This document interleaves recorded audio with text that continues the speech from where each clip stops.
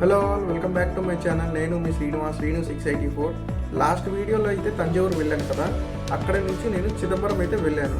ఈ వీడియోలో చిదంబరం గురించి టెంపుల్ బ్యాక్ స్టోరీ ఇంకా డీటెయిల్గా అయితే అన్నీ ఎక్స్ప్లెయిన్ చేస్తాను. వీడియో ఎండ్ వరకు చూడండి, మిస్ అవ్వద్దు. తంజావూరు నుంచి చిదంబరానికి మనం బై ట్రైన్ ఆర్ బస్సులో అయితే వెళ్ళొచ్చు. మేమైతే బై బస్సులో వెళ్ళాము. బస్సు అయితే మాకు 3 hours టైం పట్టింది. ట్రైన్ కూడా వెళ్ళొచ్చు. ట్రైన్ అయితే 2 hours పట్టింది. బట్ ప్లేసెస్ అయితే చాలా తక్కువగా ఉంటాయి.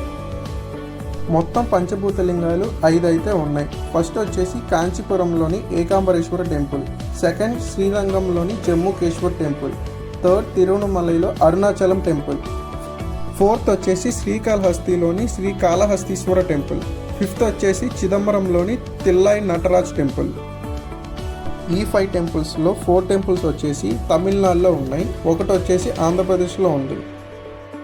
ఈ చిదంబరాలయం పంచభూత లింగాల్లోని ఆకాశలింగం. ఈ టెంపుల్ వరల్డ్లోనే లార్జెస్ట్ శివాలయం. ఈ టెంపుల్ మొత్తం 40 acresలో అయితే కట్టారు. ఈ టెంపుల్ నిర్మించింది చోళ రాజులే కానీ ఏ రాజు నిర్మించాడనేది ఆధారం లేదు. చిదంబరంలో శివుడు మనకు 3 రకాలుగా దర్శనం ఇస్తాడు. మొదటిది నటరాజస్వామి.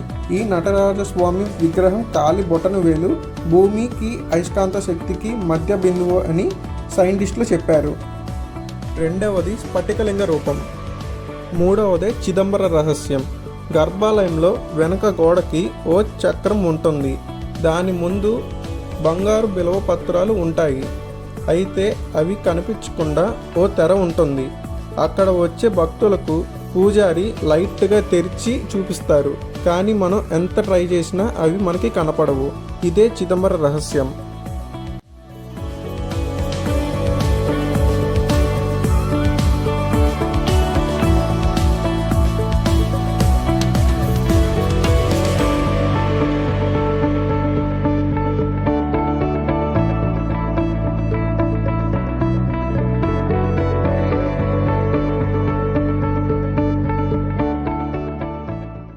ఇక్కడి నుంచి టెంపుల్ లోపలికి దేవుడి దర్శనానికి అయితే వెళ్తాము.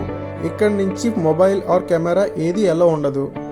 బట్ నేను నా 36 సబ్స్క్రైబర్స్ కోసం ఒక వీడియో అయితే క్యాప్చర్ చేశాను. అదే చిదంబర రహస్యం. చూడండి.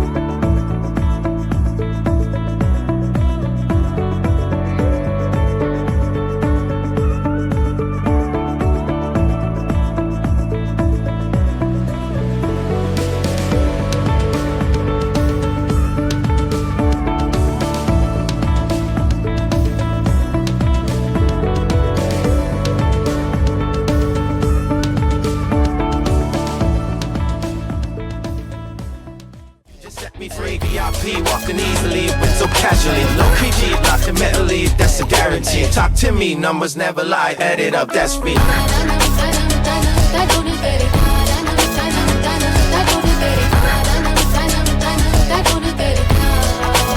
I said 23